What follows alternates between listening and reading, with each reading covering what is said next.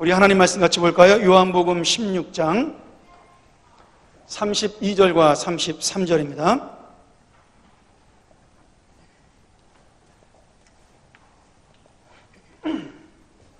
우리 한번 같이 봉독할까요? 두 절밖에 되지 않으니까 우리 주실 은혜를 기대하면서 같이 함께 봉독하도록 하겠습니다. 시작. 보라, 너희가 다 각각 제 곳으로 흩어지고 나를 혼자 둘 때가 오나니 벌써 왔도다. 그러나 내가 혼자 있는 것이 아니라 아버지께서 나와 함께 계시느니라. 이것을 너희에게 이름은 너희로 내 안에서 평안을 누리게 하려 함이라. 세상에서는 너희가 환난을 당하나 담대하라. 내가 세상을 이겼노라 하시니라. 아멘. 우리 옆에 있는 분들하고 한번 인사 한번 해볼까요? 참 잘 오셨습니다. 별로 뭐 잘 왔다고 이렇게 느낌이 안 드네요. 우리 한번 더 크게. 자, 오늘 은혜 받으세요. 한번 크게 한번 인사할까요? 은혜 받으세요. 예. 예. 감사합니다. 우리 날씨 많이 차가워졌죠? 제가 굉장히 싫어하는 계절이 다가오고 있습니다. 벌써 아침에 찬바람 부는데 목이 간질간질 하더라고요. 여러분 혹시 남자 100m 그 달리기 세계 신기록이 몇 초인지 아세요? 9초? 9초까지는 다 알고. 9초 58입니다. 9초 58. 우사인 볼트가 세운 기록이죠. 자메이카인가요?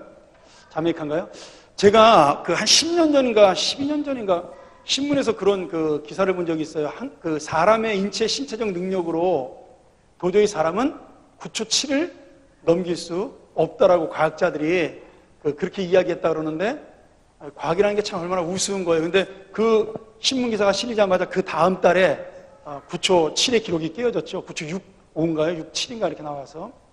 근데 처음에 이 100m 세계 신기록은 1912년도에 미국의 랄프 메트칼페라는 사람이 세운 10초 38이었습니다. 지금은 그 세계 신기록이 여자 기록입니다. 여자 기록. 그러니까 옛날에는 굉장히 느렸는데도 세계 신기록이었죠. 그것이 점점 발전해서 그 1968년도 12회 그 올림픽 때, 런던 올림픽인가요? 거기서 미국의 짐 하인스가 최초로 10초벽을 깨고 9초 5로 우승을 하면서 10초벽을 깨서 마의 10초벽을 깨뜨린 사람으로 유명해졌죠. 그리고 그 다음부터 계속 조금씩 깨져서 지금 9초 8대로 들어오는데 23년이 걸렸습니다. 그리고 지금 23년이 걸린 다음에 다시 0.1초씩 단축돼가지고 지금 9년 만에 9초 58까지 내려왔죠. 그러니 여러분 1912년도부터 시작해서 지금까지 그 1초 5를 줄이는데 몇 년이 걸린 거예요. 거의 뭐 한 100년 가까이 지금 걸려서 1초 5가 줄여졌습니다. 그걸 보고 이 사람들이 굉장히 대단하다고 생각할지 모르겠지만 인간의 육체가 얼마나 연약한가를 또 볼 수가 있는 거죠. 제가 오늘 얘기하려는 건 뭐 지금 그 마라톤 기록을 얘기하려고 그러는 게 아니고요. 여러분 그 9초 58이라는 세계 기록이 우승의 기록이라는 겁니다. 근데 그 우승했던 승리의 기록이 언제까지 갈까요? 지금 꽤 오래 가고 있는데 아마 또 깨지지 않겠습니까? 누군가는 또 인간의 신체 능력을 또 이기고 나와서 깨뜨릴 거라고 믿습니다. 아마 우사인 볼트가 세계 신기록을 세우면서 우승했을 때 굉장히 신기했겠죠. 그리고 신났겠죠. 자기가 세계 최고의, 지금도 뭐 마찬가지입니다만 세계 최고의 달리기 선수였고 승리자라는 생각을 했으니까. 그러나 이 승리라는 것은 언젠가는 또 누군가에서 깨어지기 마련입니다. 저는 스포츠 기록을 보면서 사람의 승리와 인생의 승리가 바로 이 정도에 불과하다는 생각을 참 많이 합니다. 수많은 기록들이 있지만 여러분 그 기록들 중에 사람에게 기억에 남는 그런 기록들은 그렇게 많지 않습니다. 우리가 무슨 월드컵에서 우승을 하거나 4강에 올라가거나 아니면은 우리나라 사람이 누가 어디서 우승을 해가지고 그때는 서로 얼싸안고 눈물을 흘리고 기뻐하지만 그것이 언제 그랬는지 몇 대 몇으로 이겼는지 여러분 얼마 지나지 않으면 다 잊어버리잖아요. 그게 사람이 말하는 승리라는 겁니다. 근데 우리 인생도 마찬가지라는 생각이 드는 거죠. 내가 원하는 것을 얻을 때, 내가 바라는 것을 얻을 때 그 승리도 마치 그 당시는 영원한 것 같지만 그 모든 것들이 다 무너지고 없어지고 나서야 그것이 아무것도 아니라는 사실을 우리가 깨달을 수가 있는 거죠. 예전에 그 줄리어스 시저가 그 게르만 쪽을 정복하고 돌아와서 개선 장군으로 들어와가지고 수많은 사람들이 시저를 연호하면서 우리의 황제다, 우리의 영웅이라고 막 수많은 사람들이 그 앞에 그 로마로 입장할 때 막 외치고 그랬는데 시저가 그 수많은 사람들 향해서 딱 그런 생각이 드는 거죠.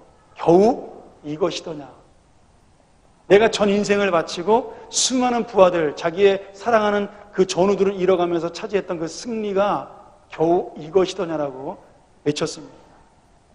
그 환호성 하나 얻기 위해서 그가 평생을 고생을 하고 수많은 사람들이 함께 죽었다라는 사실을 생각할 때 그것이 얼마나 허무한 것인가를 깨달은 승리자의, 어쩌면은 인생 패배자의 외침이죠. 오늘 여러분, 내가 지금 승리를 위해서, 내가 잘 먹고 잘 살고 이기는 것을 위해서 온갖 수단을 다 쓰고 열심히 살아가서, 그리고 열정적으로 살아가서 잠시 동안 승리의 기쁨을 누리는 것처럼 보이지만, 여러분, 그야말로 진짜 잠시입니다. 정말 잠시.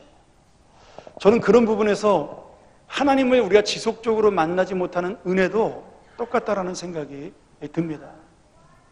처음에 은혜 받을 때 세상의 모든 것을 얻은 것처럼 내가 기쁘고 정말 즐겁죠. 천국이 내 것처럼 느낄 때가 있잖아요. 근데 그것이 하나님과의 계속되는 만남과 교통 속에 그 은혜가 지속되지 않으면 어느샌가 우리는 그 은혜를 잊어버리고 말게 되는 겁니다.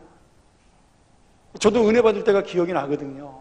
정말 하늘이 다 내 것 같고 이 세상 전부가 다 나를 위해서 있는 것 같은 그런 기쁨들, 산에서 기도하고 내려올 때 비춰지는 그런 조명들이 온 세상이 나를 위해 비치는 것 같은 그런, 햇빛도 나를 위해 비치고 달빛도 나를 위해 비치는 것 같은 그런 기쁨들. 그러나 내가 하나님과의 관계를 금방 놓치고 나면 그런 모든 것들을 어느샌가 그 모든 것들은 내 것이 아니라 다시 남의 것이 되어버리는 그런 것이 바로 우리 인생의 승리요 기쁨이요 은혜라는 겁니다. 오늘 여러분, 그래서 우리의 승리는, 우리의 기쁨은 영원한 행복도 평안도 줄 수 없다라고 성경이 이야기합니다. 언젠가는 누구에게든지 빼앗기기 마련입니다. 사람에게 빼앗기든 아니면 결국 지금은 승리하는 것처럼 보이나 내 인생이 끝나는 날 죽음에게, 사망에게 그것을 빼앗기기 마련이죠. 오늘 예수님도 그 죽음 앞에 패배자의 모습으로 서 있는 것처럼 보이는 본문이 바로 오늘 이 요한복음 16장의 내용입니다. 여러분, 요한복음 16장과 17장이 연결되는 대목이 굉장히 중요한데 좀 어려운 성경이에요. 요한복음이 특별히 17장과 16장이 좀 어려운데 그 17장의 대제사장의 중보기도라는 것이 나옵니다. 십자가에 달리기 시전에 예수님이 우리를 향해서 본인 자신을 위해서 기도하시고 또 우리를 향하여 세상을 향하여 기도하는 대제사장의 중보기도가 나오죠. 그것을 우리가 17장에 대제사장의 중보기도라고 이렇게 보통 신학적으로 부릅니다. 근데 여러분, 이 세상을 향한, 다른 사람들을 향한 이 중보기도가 지금 누구의 입에서 나오느냐가 참 중요해요. 예수님이기 때문에 이 기도를 했다가 중요한 것이 아니라 지금 예수님이 어떤 상황 속에서 이런 놀라운 기도를 드리고 있느냐, 이것이 중요합니다. 예수님 지금 제자들에게 내가 곧 십자가에 달려 죽는다라고 선포를 하셨어요. 제자들이 그 이야기를 듣고 전부 다 좌절하고 실망합니다. 낙심해요. 예수님들을 따라다니면서 뭔가 한 자리 해먹으려고 그랬고 출세하려고 그러고 성공하려고 그랬는데 예수님이 이제 죽는다고 말하니까 제자들이 그럼 우리는 어떻게 되는 거냐? 그러면서 절망 속에 빠지게 되는 겁니다. 그리고 예수님을 바라보면서 그 말을 한 예수님을, 자기들의 마음을 가지고 예수님을 패배자라고 생각을 하게 되는 거죠. 여러분, 이게 참 웃기는 것 같지만 우리의 인생도 우리의 신앙도 이런 겁니다. 예수님은 지금 내가 이 십자가를 지는 죽음 앞에서도 너희들에게 이렇게 담담하게 고백할 수 있는 이 믿음, 이 은혜, 이것을 이야기하고 싶은데 제자들은 예수님의 그 중심을 보는 것이 아니라 내가 생각하는 것이 아니니까, 예수님의 나오는 입에서 나오는 말씀이 내가 원하는 말씀이 아니니까 좌절하고 절망하고, 그 좌절하고 절망한 마음으로 예수님을 바라보니까 그 말을 하는 예수님도 뭘로 보여요? 패배자로 보이는 겁니다. 여러분, 그래서 낙심과 절망이라는 것이 얼마나 사탄의 큰 무기인지 모릅니다. 여러분, 내가 낙심하면요, 예수님도 낙심에 빠뜨리려고 마음이 생겨요. 교회가 얼마나 여러분 연약한 곳인 줄 아십니까? 하나님이 세운 교회이기 때문에 절대로 무너지지 않는 것처럼 보이지만 그것이 하나님의 소망이 떠나고 하나님의 은혜가 떠나고 나면 그 안에 뭐가 생기냐면 낙심과 그리고 불평이라는 그런 무기들이, 사탄의 무기들이 우리 손에 잡히게 됩니다. 그럼 그것으로 서로 상대방을 찔러요. 근데 그 낙심은 얼마나 빨리 전염되는지 모릅니다. 순식간에 교인들에게 전염이 돼요. 불평은 순식간에 전염이 됩니다. 그래서 어제까지도 멀쩡했던 교회가 오늘 그 낙심과 불평이라는 무기로 금방 쓰러져가는 교회가 되는 겁니다. 이단이 그런 방법으로 교회를 무너뜨려요. 멀쩡했던, 어제와 오늘이 다른 교회가 아니에요. 그런데 어떤 한마디의 말 때문에 아니면 하나의 행동 때문에 마치 이 교회는 이제는 망하는 교회처럼 인식하게 만드는 것. 그것이 여러분 낙심이라는 무기고 절망이고 불평이라는 사탄의 무기입니다. 오늘 여러분 제자들이 그렇습니다. 지금까지 멀쩡하게 예수님하고 같이 이야기하고 먹고 살았어요. 지금 나사로도 부활시키고 신나게 그렇게 예수님이 지금 인생이 쫙 흘러나갑니다. 그런데 어제 예수님하고 오늘 예수님하고 다른 예수님이 아닌데 오늘 갑자기 예수님이 십자가에 대한 이야기를 하니까, 죽음에 대한 이야기를 하니까 뒤에 나오는 부활에 대한 얘기는 완전히 잊어버리고 나사로를 다시 살렸던 예수님의 기적과 능력은 완전히 잊어버리고 내가 생각했던 낙심되는 생각들, 내가 갖고 있던 그런 소원들이 이루어지지 못한다는 것에 대해서 예수님까지도 불쌍히 여기는 제자들의 어리석은 믿음이 보인다는 거예요. 그럼 지금도 마찬가지입니다. 우리가 예수님이 말씀하시는 그 뜻을 제대로 깨닫지 못하면요, 우리가 아직도 예수님을 낙심시킬 수가 있습니다. 예수님이 제자들을 보고 얼마나 답답하면 이 말씀하신가를 여러분 잘 아셔야 돼요. 오늘 우리가 읽었던 32절에 뭐라고 돼 있죠? 보라, 너희가 다 각각 제 곳으로 흩어지고 나를 혼자 둘 때가 온다. 아니, 벌써 왔다. 여러분, 이 벌써 왔다란 말이 굉장히 재밌는 말이에요. 완료형이잖아요. 이미 제자들이 앞에 있는데 이미 제자들이 다 도망갔다라고 예수님이 지금 말씀하시는 겁니다. 여러분, 정말 도망갔나요? 아니에요. 제자들이 앞에 있는데 그 제자들의 말과 행동이 뭐예요? 이미 예수님을 떠난 겁니다. 이미 예수님에게 도망을 가버린 거예요. 나는 십자가를 지신 예수님과 상관이 없는 사람입니다. 그 십자가를 지는 예수님은 나의 예수님이 아닌 거예요. 벌써 도망을 가버리고 만 겁니다. 그런데 예수님이 뭐라고 말씀하시죠? 그런데 너희들은 이미 나를 버리고 다 도망갔지만, 나를 혼자 뒀지만, 그러나 결코 나는 혼자 있는 사람이 아니다라고 고백을 합니다. 왜요? 사람은 다 떠났는데 하나님 아버지가 주님과 예수님과 함께 있기 때문입니다. 여러분, 이것이 바로 예수님이 오늘 낙심하지 아니하고 이 십자가를 지는 그 앞에서도 평안을 누리고, 그리고 이 세상에서 담대할 수 있고 우리에게도 담대하라고 외칠 수 있는 은혜의 근거가 되는 겁니다.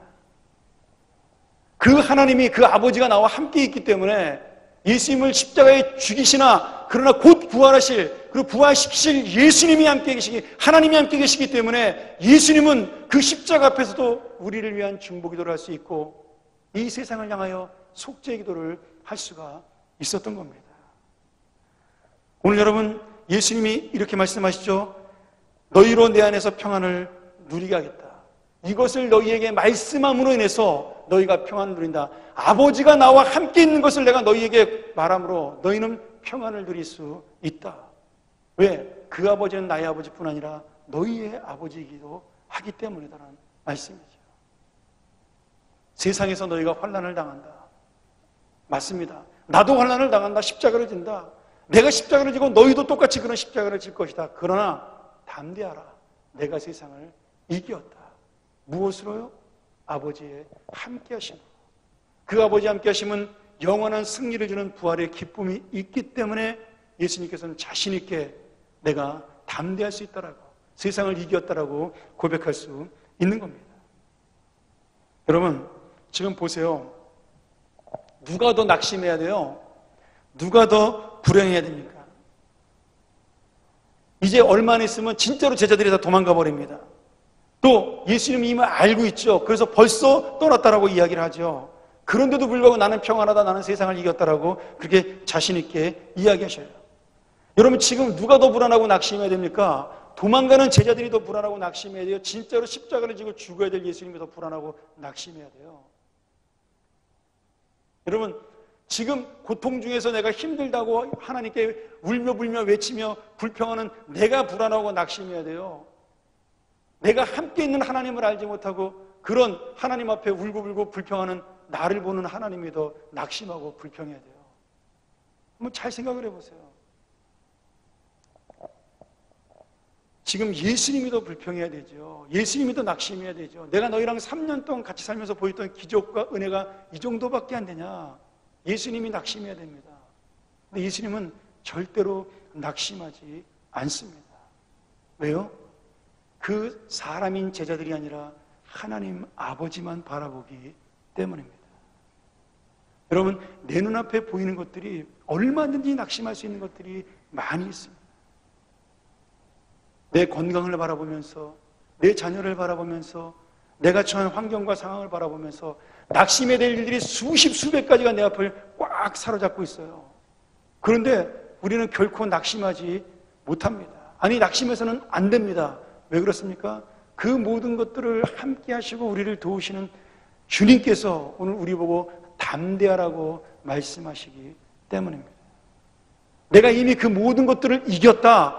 예수님이 죽음을 이기심으로 말미암아 그 죄에 파생되는 그 모든 것들, 이 고통과 괴로움과 걱정과 근심, 염려들을 이미 예수 그리스도가 이겼고 그 승리의 비결을 우리에게 주셨기 때문에, 이미 그 승리의 능력을 우리에게 주셨기 때문에 우리는 담대할 수 있다라고 예수님께서 말씀하고 있는 겁니다.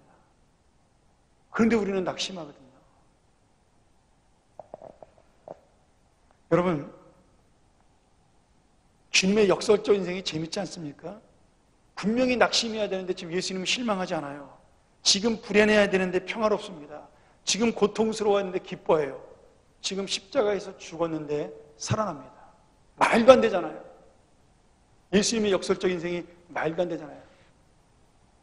있을 수 없는 일이잖아요. 그런데 하나님 아버지가 계시기 때문에 그 모든 것들을 뒤집을 만한 역전의 인생이 일어나고 있는 거죠. 여러분, 그 하나님이 어디 가셨나요? 지금 다른 나라로 이민 가셨나요? 아니면 다른 사람에게로 가셨나요? 여러분, 그 주님과 함께 했던 그 하나님 아버지는 지금도 우리와 함께 계시고 있는 겁니다. 오늘 말씀 보면 예수님께서 패배자처럼 보이는데 세상을 이길 수 있다고 분명히 선포하십니다.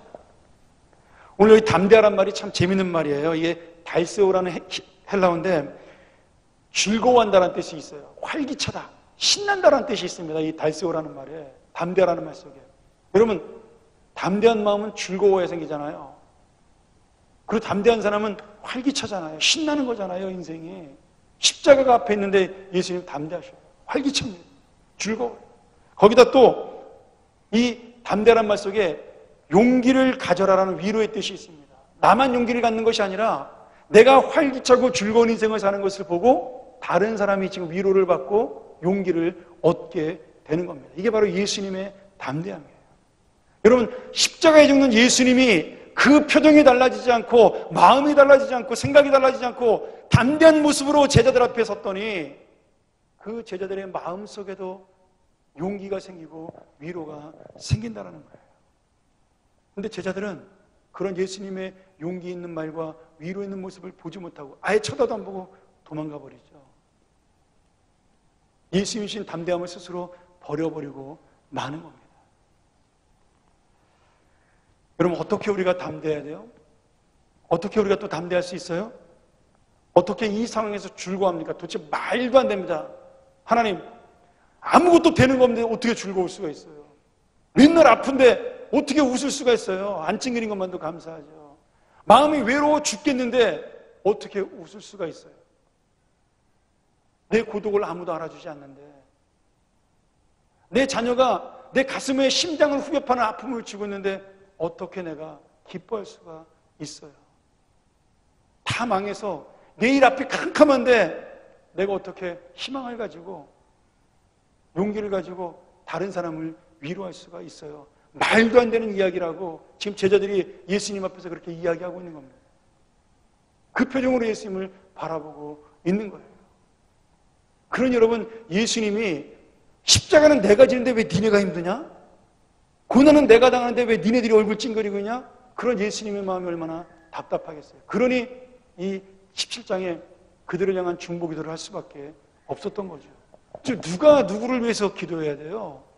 십자가를 지는 예수님이 제자들을 위해서 기도해야 됩니까? 아니면 예수님의 사랑을 받은 제자들이 십자가를 지는 예수님을 향해서 기도를 해야 돼요?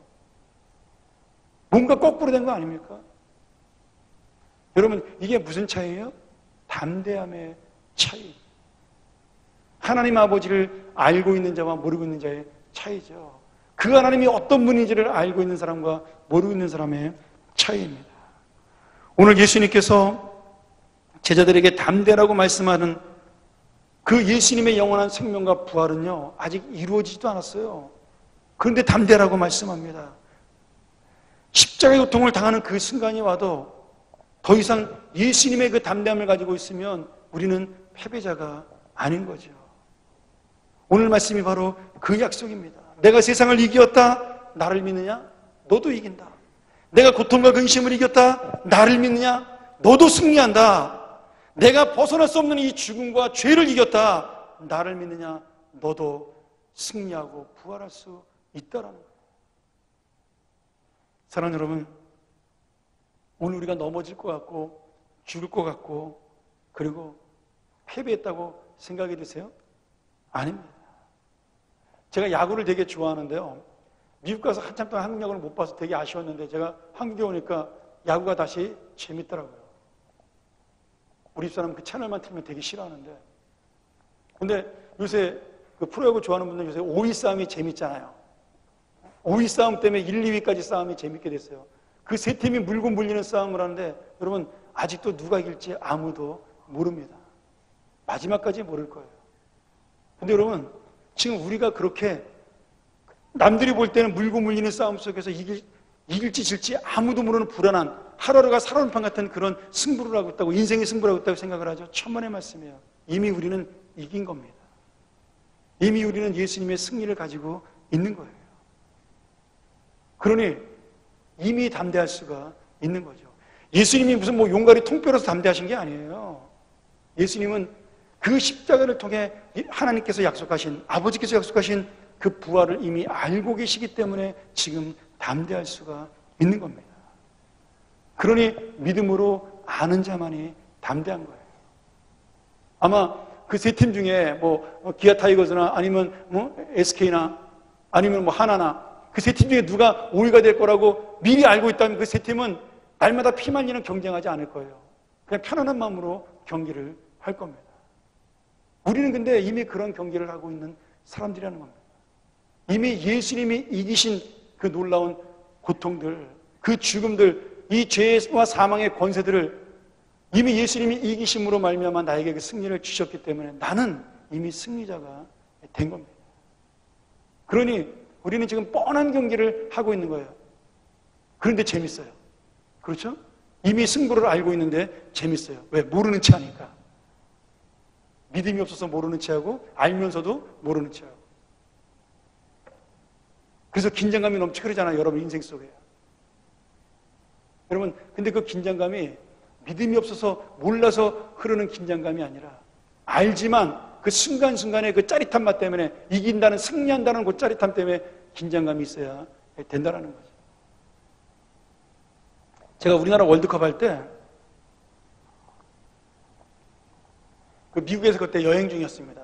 첫 번째 폴란드랑 경기할 때 우리나라 2대0으로 이겼잖아요. 그 경기를 못 봤어요. 미국에서 여행하느라. 미국 사람들은 축구를 안 좋아하니까 아예 중계도 안 하더라고요. 근데 공항에서 제가 이제 너무 궁금해가지고 한국에 전화를 했어요. 공중전화로. 어떻게 되냐. 근데 전화를 하려고 제가 그 공중전화를 가려고 했는데 그 전화기 위에 신문이 있더라고요. 보니까 제가 LA에서 그때 공항에서 비행기를 기다리고 있었는데 LA 타임즈가 그 앞에 있더라고요. 그래서 보니까 요만하게 우리나라가 2대0으로 이겼다고 정말 요만하게 써 있는 거예요. 사커, 월드컵 사커 결과라고 해가지고. 그리고 여러분, 내가 한국 가가지고 재방송으로 보는데 알잖아요. 알면서도 재밌더라고요. 왜요? 우리가 이기니까. 황선홍이 골을 넣는 거 알면서도 이기더라고요. 벌써 얼마나 오래된 일인데 기억이 나더라고요. 너무너무 신나게 봤으니까. 근데 우리가 이미 그런 인생을 살고 있는 사람들에게 이 성경대로 한다면, 여러분, 왜 담대해야 돼요? 왜 용기를 가져야 돼요? 이미 이 용기 속에 즐거워하고 기뻐하는 것이 다 포함되어 있는 거죠. 그리고 내가 이미 알고 있기 때문에 다른 사람들에게도 담대하고 너 용기를 가져라, 위로받아라, 이렇게 자신 있게 이야기할 수가 있는 겁니다. 우리는 이긴 거니까. 예수님 때문에 그렇습니다. 하나님이 그 예수님을 도우셨던 하나님이 우리의 똑같은 아버지이시기 때문에 그렇다는 말씀이죠. 여러분, 아직도 진짜 주님의 부활은 시작도 되지 않았습니다. 예수님의 영원한 생명은 아직 시작도 되지 않았어요. 우리를 향한 인생 승리의 계획은요, 아직 열리지도 않았습니다. 근데 벌써 낙심할 필요가 없다라는 거예요.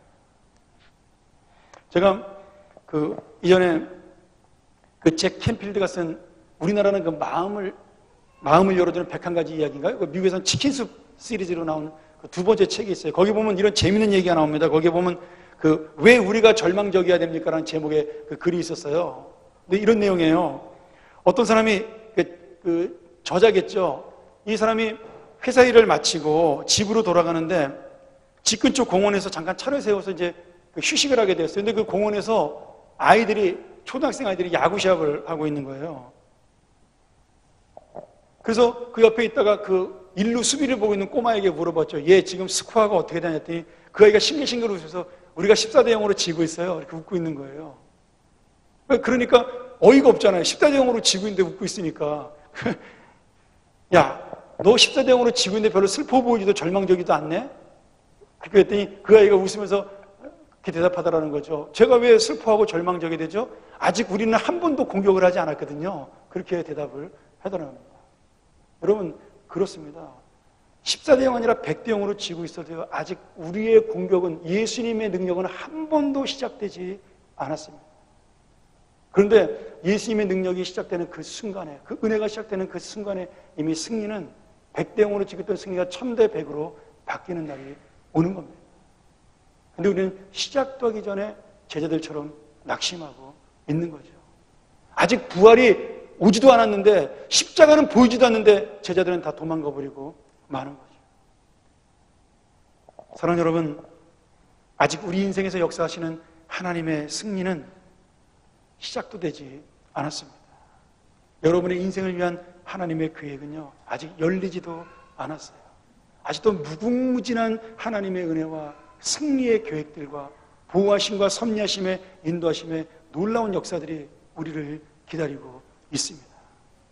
지금 내가 조금 어렵고 내가 조금 힘들고 고통스럽고 괴롭고 이런 것들이 나를 무너뜨린다? 그것이야말로 가장 어리석은 내 인생이 될 것입니다. 여러분, 다 도망가도, 다 버리고 떠나가도 예수님은 낙심하지 않았어요. 너희들이 다 도망가도 나는 괜찮아. 누구만 계시면 돼요? 하나님 아버지만 우리 안에 계시면 되는 겁니다. 할렐루야. 오늘 여러분, 그 하나님이 우리의 아버지십니다. 그 하나님이 오늘 나와 함께 하십니다.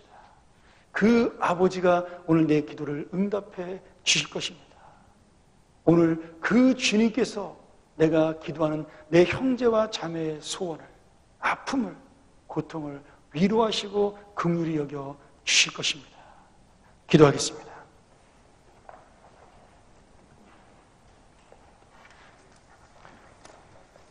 오늘 여러분 이 말씀 기억하면서 우리 함께 기도하기를 원합니다. 하나님, 제가 믿음으로 승리를 기대합니다. 아무것도 아닌 사람입니다. 무능합니다. 사실 하나님이 어떤 분인지도 제대로 알지 못하는 그러한 연약한 부분도 있습니다. 아직 한 번도 그런 은혜를 체험해 본 적도 없는 것 같습니다. 그런데 저는 하나님이 나의 아버지 되심은 믿습니다. 오늘 예수님이 말씀하셨기 때문에 제가 담대하기를 소원합니다. 담대하게 나가기를 원합니다. 주여, 아버지 되신 우리 하나님, 나와 함께하여 주시옵소서. 이 담대함을 가지고 승리하는 인생 되게 도와 주시옵소서. 나의 즐거움으로 끝나지 않냐고 이 용기를 갖는 담대함을 다른 사람에게 나누어주는 위로자가 되게 하여 주시옵소서. 내 어려움과 내 고통 속에서, 내 고민의 문제 속에서 담대하라고 말씀하시는 그 주님의 음성이 내 것이 되게 하여 주시옵소서. 우리 한번 같이 시간 통성으로 주 앞에 기도합니다. 전능하신 아버지 하나님,